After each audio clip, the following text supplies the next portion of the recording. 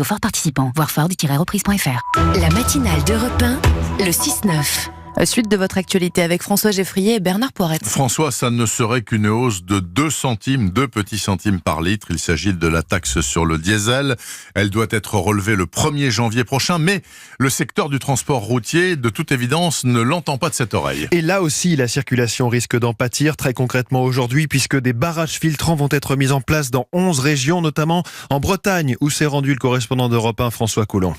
Ils vont se poster dès 10h sur l'axe Nantes-Rennes, très fréquenté, une 50aine de poids lourds. Pour un barrage filtrant, censé bloquer uniquement les camions étrangers, les transporteurs refusent de payer 2 centimes de plus par litre de diesel pour financer les infrastructures routières. Stéphane Cauchy, secrétaire général de l'OTRE de Bretagne. 2 centimes de plus, c'est 700 € par camion. Ça peut mettre en péril des petites entreprises. Devoir licencier, vendre des camions, on favorise la concurrence faussée avec les transporteurs étrangers. Ils ne payent pas les mêmes taxes.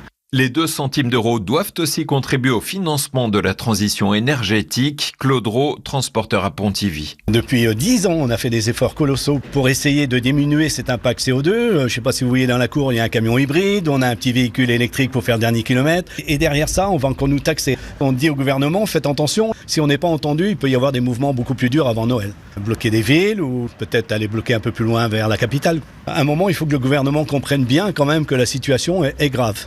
Bouchons et